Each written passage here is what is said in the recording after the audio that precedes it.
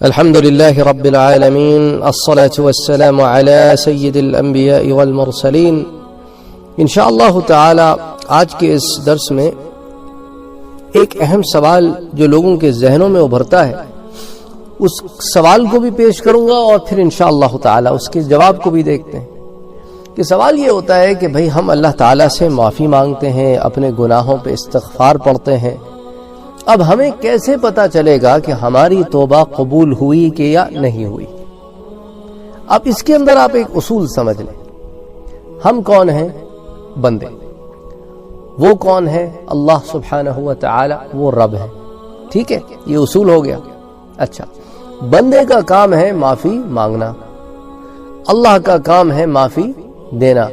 یہ بھی اصول ہو گیا، بات سمجھ میں آ گئی. ٹھیک ہے. اچھا، اب ہم جو معافی مانگ رہے ہیں اس کی توفیق ہمیں کس نے دی؟ کیا ہمارے ذہن میں خود یہ خیال ابھرا یا اللہ تعالیٰ کی طرف سے ہمیں یہ توفیق ہوئی کہ ہم معافی مانگیں؟ تو آپ اس کا جواب دیں گے کہ اللہ تعالیٰ نے ہمیں یہ توفیق دی ہے کہ ہم معافی مانگیں. جب اللہ تعالیٰ نے آپ کو یہ توفیق دی ہے تو یہ توفیق اللہ نے کیوں دی ہے؟ وہ اسی لیے آپ کے ذہن میں اور آپ کے دل میں یہ سوال اس نے پیدا کیا ہے کروڑہا لوگوں میں، کیونکہ وہ آپ کو معاف کرنا چاہتا ہے، ورنہ آپ کے دل میں یہ خیال پیدا ہی نہیں ہوتا. آپ کبھی اس سے معافی مانگتے ہی نہیں. کتنے ہی لوگ ہیں بغیر معافی مانگے چلے جاتے ہیں. تو اس خیال کا دل میں پیدا ہونا یہ اللہ کی طرف سے ہے، اور پھر اپنے گناہوں پہ معافی مانگنا یہ بھی اللہ کی طرف سے ہے. وہ معاف کرنا چاہتے ہیں، اسی لیے تو خیال ڈالا ہے دل میں. ٹھیک ہے، تو اس لیے اللہ تعالی سے جب معافی مانگو تو یہ خیال رکھو کہ اس کی توفیق بھی اللہ نے دی ہے. اور قرآن کریم بھی اس بات میں بڑا واضح ہے.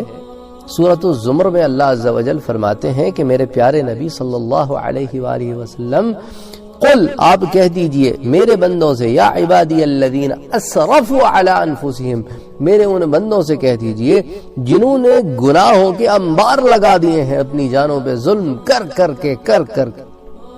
کیا کہہ دیجئے؟ لا تقنطوا من رحمت اللہ، کہ دیکھو اللہ کی رحمت سے نا امید نہ ہو. ان اللہ یغفر الذنوب، اللہ تعالیٰ گناہوں کو معاف فرماتے ہیں. اور کتنے گناہوں کو معاف فرماتے ہیں؟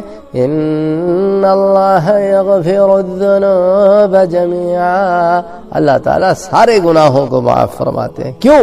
انہ هو الغفور الرحیم، کیونکہ وہی تو ہے گناہوں کو معاف فرمانے والے، کیونکہ ان کی یہ صفت ہے الغفور، اور پھر ساتھ رحم کرنے والے بھی ہیں، رحیم بھی ہیں.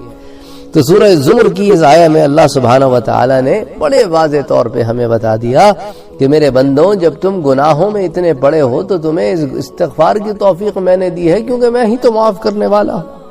وَأَنِيبُوا إِلَىٰ رَبِّكُمْ وَأَسْلِمُوا لَهُ مِن قَبْلِ أَن يَأْتِيَكُمُ الْعَذَابُ، اور اس سے پہلے کہ تم پر عذاب آ جائے اپنے پروردگار کی طرف رجوع کرو اور اس کے فرما بردار ہو جاؤ، ورنہ ثم لا تنصرون، ورنہ بعد میں تم کو مدد نہیں ملے گی.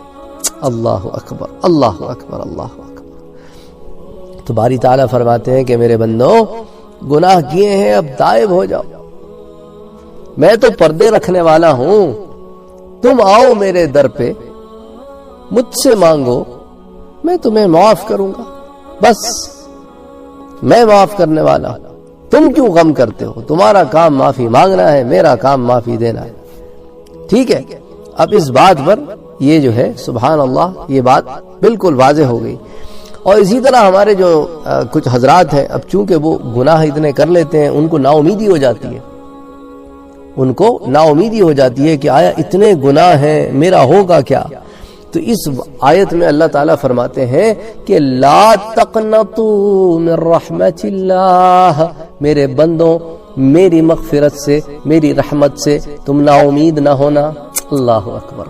تو یہاں اللہ تعالیٰ اپنے بندوں کو امید دلا رہے ہیں کہ لا تقنطوا من رحمت اللہ، اللہ کی رحمت سے نا امید نہ ہونا، اس کی طرف آنا. کوئی الٹے سیدھے خیالات تمہارے ذہن میں آئے، سوسائڈ کے، کوئی الٹے سیدھے خیالات تمہارے ذہن میں آئیں، کوئی غلط اقدام تم اٹھانا چاہو، یہ سب شیطانی وسوسے ہیں، ان پر لاحول پڑو، کیونکہ تمہاری جان میری دی ہوئی امانت ہے، اس کا خیال کرنا تم پہ لازم ہے، اور تم اس کو بے جا ختم کرو گے تو پھر اس کا عذاب ملے گا۔ تو اس لیے ہر قسم کی نیگیٹو تھاٹس جب تمہارے اندر آئیں تو سمجھو کہ یہ شیطان وسوسے ڈال رہا ہے۔ اور کیوں ڈال رہا ہے؟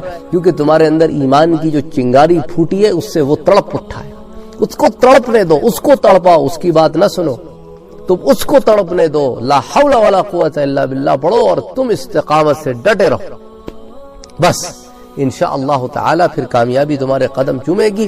وہ تمہیں گناہوں کی طرف آمادہ کرے گا، یا اگر وہ نہیں کر پایا تو وہ ایک اور حربہ کرتا ہے، وہ کیا کرتا ہے؟ تمہیں نیکیوں سے روک دیتا ہے۔ جب نیکیوں سے رک جاتے ہو تو گناہ میں پڑ جاتے ہو۔ وہ تمہیں نماز پڑھنے سے روکے گا، تمہیں محنت کرنی پڑے گی، ذرا اس سے فائٹ کرنا پڑے گا، کیونکہ تم اتنے دن جو اس کے دوست بنے رہے ہو نا، اب وہ دوستی توڑنے میں ٹائم تو لگے گا۔ تو گیو اپ نہیں کرنا ہے، اچھے لوگوں کی صحبت اختیار کرنی ہے، اور اکیلے نہیں بیٹھنا۔ ایک اس میں بڑا مسئلہ یہ ہوتا ہے کہ لوگ جب اکیلے ہوتے ہیں نا تب وہ زیادہ گناہ کرتے ہیں۔ اکیلے کم سے کم ہونا، کوشش کرنا لوگوں میں رہو، اور زیادہ سے زیادہ کوشش کرنا کہ لوگوں میں گھرے رہو، اچھے لوگوں میں گھرے رہو، ٹھیک ہے؟ اور ہمیشہ پازیٹیوٹی اپنے اندر انجیکٹ کرتے رہنا، نیگیٹو لوگوں سے بھی بچنا اور نیگیٹو تھاٹ سے بھی بچنا۔ اللہ تعالیٰ مدد فرمائیں گے، اور اللہ کا ذکر کرنا اور سمجھ کے ذکر کرنا اور دل سے ذکر کرنا۔ وما علینا الا البلاغ۔